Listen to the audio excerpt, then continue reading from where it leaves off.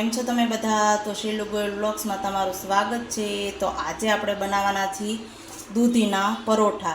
એ જો એક દૂધી હતી કૂણી અને તાજી, એમાંથી આપણે અડધી દૂધીના જ તે પરોઠા બનાવવાના છે। તો આપણે સૌપ્રથમ આપણે છાલ ઉતારી અને એને છીણી લેવાની છે। જો આપણે છાલ ઉતારી નાખી છે, હવે આપણે છીણી લેવાની છે। મીડિયમ સાઇઝ હોય એમાં છીણવાની છે, બહુ મોટી નહીં।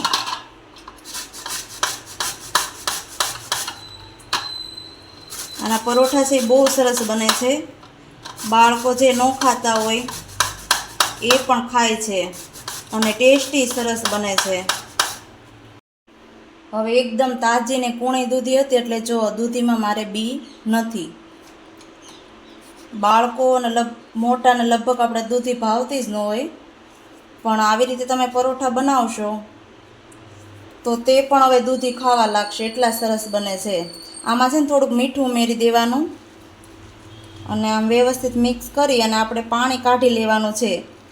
જો તમારે કોટનનું કપડું રાખી અને એમાં દૂધીનું છીણ ઉમેરી એ રીતે પાણી કાઢવું હોય તો એ રીતે, અને હાથેથી કાઢવું હોય તો હાથેથી મિક્સ કરી જો આ રીતે હું તો પાણી કાઢી લઉં છું હાથેથી।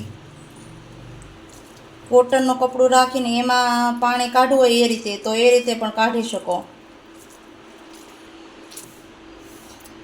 જો આવી રીતે આપણે બધું પાણી નિતારી લીધેલું છે। હવે આ પાણીથી આપણે લોટ બાંધવાનો છે।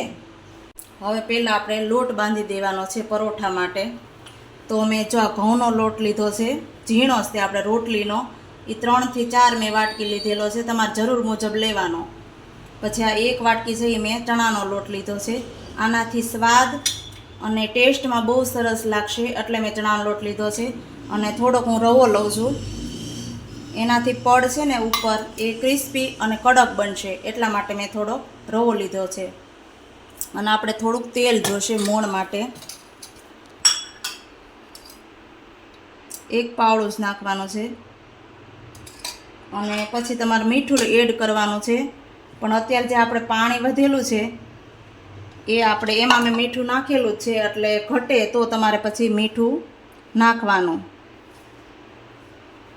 હવે આપણે બધું વ્યવસ્થિત મિક્સ કરી અને લોટ બાંધી લેવાનો છે।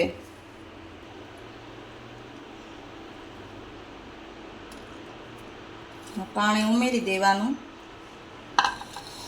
હવે પછી તમને એમ લાગે કે લોટમાં થોડુંક મીઠું ઓછું છે તો તમારે એડ કરવાનું। પરોઠા છે ને બહુ સરસ બને છે, બાળકો છે નાસ્તામાં પણ લઈ જઈ શકે, સવારે આપણે ખાઈ શકીએ। થોડું થોડું પાણી લઈ અને આપણે લોટ બાંધી દેવાનો છે, બહુ કડક નથી બાંધવાનો અને બહુ ઢીલોય નહીં। તો વ્યવસ્થિત બાંધી દીધો છે, જો આવી રીતે બાંધવાનો, બહુ ઢીલોય નથી ને બહુ કડકય નથી। મારો રવો છે એટલે થોડુંક પાણી એબ્ઝોર્બ કરશે। થોડી વાર ઢાંકીને મૂકી દેવી, ત્યાં સુધીમાં આપણે સ્ટફિંગ તૈયાર કરી લેવાનું છે। જો આ દૂધીનું છીણ છે, પછી એમાં આપણે કોથમીર નાખવાની છે થોડીક। આ એકદમ નવી રીત છે અને સરસ બને છે આ પરોઠા। પછી આપણે ડુંગળી આ ઝીણી કાપેલી છે એ લેવાની છે। લસણ તમારે ખાવું હોય તો લસણ પણ ઉમેરી શકો, લસણિયા પરોઠા। અને આ લીલું મરચું મેં ઝીણું કાપેલું છે, તમારે પેસ્ટ બનાવીને નાખવી હોય તો એ રીતે પણ નાખી શકો। હવે આપણે થોડુંક આદું છીણવાનું, નાનો ટુકડો લીધો છે તો આદુનું છીણ નાખવાનું છે આપણે। અજમા લીધા છે અને આ હાથેથી થોડા ક્રશ કરી અને નાખવાના છે। અજમાથી છે ને ટેસ્ટ બહુ સરસ આવે છે। થોડુંક આપણે મીઠું લેવાનું છે, થોડું તો આપણે છે જ તે છીણમાં, પણ થોડું લેવાનું છે।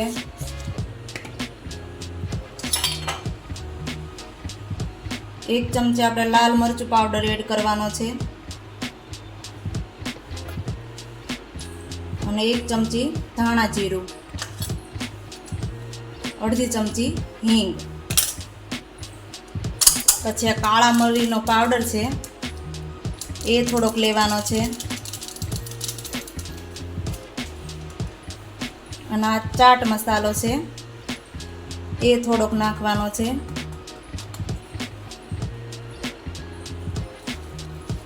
હાથેથી આમ આપણે વ્યવસ્થિત મિક્સ કરી લેવાનું છે. જો આપણે વ્યવસ્થિત મિક્સ કરી લીધું. સ્ટફિંગ ત્યારે જ તમારે બનાવવાનું જ્યારે તમારે પરોઠા તરત જ બનાવવાના હોય. આ અગાઉ કરીને નહીં મૂકી દેવાનું, નહીંતર આમાંથી આપણે પાણી થઈ જશે. પરોઠા બનાવવાના છે. હવે આપણે આમાં થોડુંક તેલ લગાવી અને વ્યવસ્થિત મસળી લેવાનો છે લોટને. જો 5 મિનિટ તમે રાખો તો કેટલો સરસ લોટ થઈ જાય.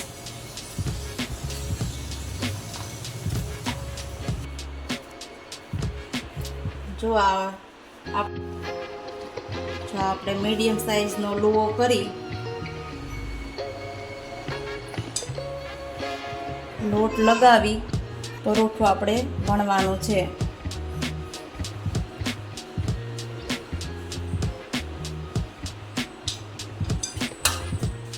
હવે એમાં આપણે સ્ટફિંગ થોડુંક ભરી દેવાનું છે.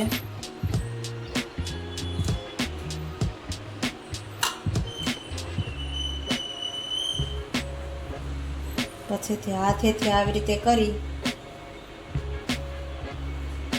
વ્યવસ્થિત ભેગું કરી અને પછી આપણે દબાવી દેવાનું અને વણવાનું છે.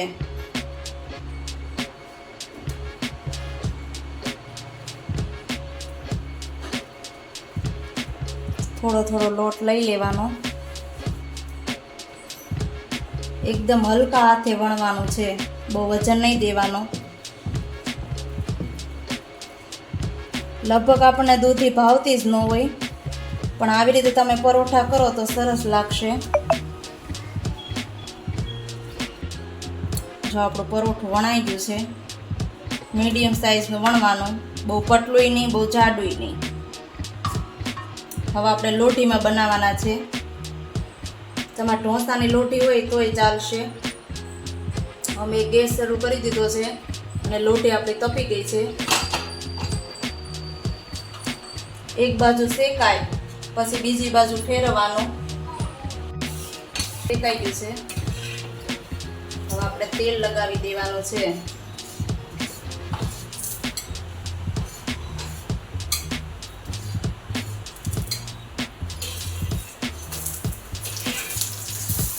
આ પરોઠું થાય ત્યાં સુધીમાં આપણે બીજું પરોઠું તૈયાર કરી લેવાનું છે.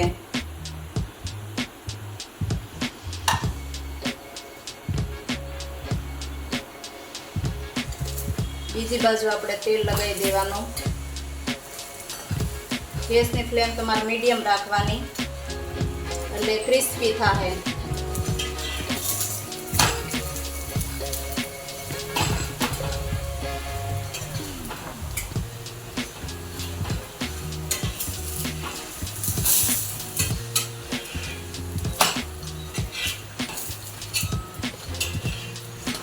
ફેરવવાનું આપણે થોડી વાર પછી એટલે દાજી ન જાય.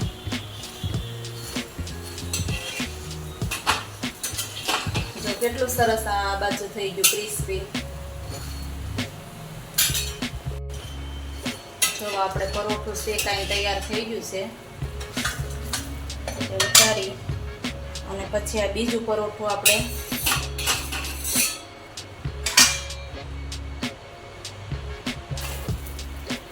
શેકાવા મૂકી દેવાનું છે.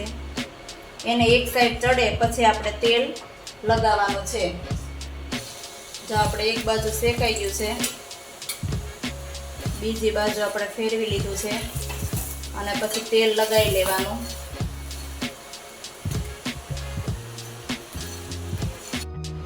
જો પરોઠા સાથે ખાવા માટે મેં આ થોડું પંજાબી દહીં લીધું છે, અમૂલનું છે અને મોળું છે. જો તમારે ઘરે દહીં હોય અને એ મોળું હોય તો આ રીતે આપણે થોડો મસાલો નાખીને તૈયાર કરી લેવાનો.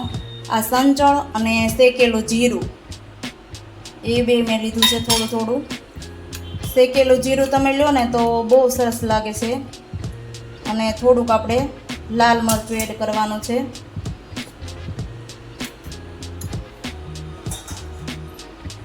થોડી કોથમીર. પરોઠા સાથે ખાવ તો બહુ સરસ લાગે. મીઠું આપણે સંચળ લીધું છે એટલે હું મીઠું નથી લેતી. થોડુંક લાલ મરચું નાખી દઈ. જો આપણું આ દહીં તૈયાર થઈ ગયું છે. જો આપણે દૂધીના થેપલા તો આપણે ઘણી વખત બનાવતા જ હોઈએ, પણ આ તદ્દન નવી જ રીત છે. અને આ રીતે તમારે બનાવવાની ચોક્કસ તમે એકવાર ટ્રાય કરજો. અને સ્વાદમાં પણ બહુ સરસ લાગે છે અને બાળકોને પણ ભાવશે. જો અંદરથી પણ ક્રિસ્પી છે. જો એકદમ નરમય થયા છે અને ક્રિસ્પી થયા છે. હું તો ટેસ્ટ કરી જ લઉં છું. બહુ સરસ લાગે છે. તો આ તમને પરોઠાની તમને રેસીપી તમને કેવી લાગી એ મને કોમેન્ટમાં જરૂર કહેજો. લાઈક કરો, શેર કરો અને સબસ્ક્રાઈબ કરવાનું નહીં ભૂલતા. તો મહાદેવ.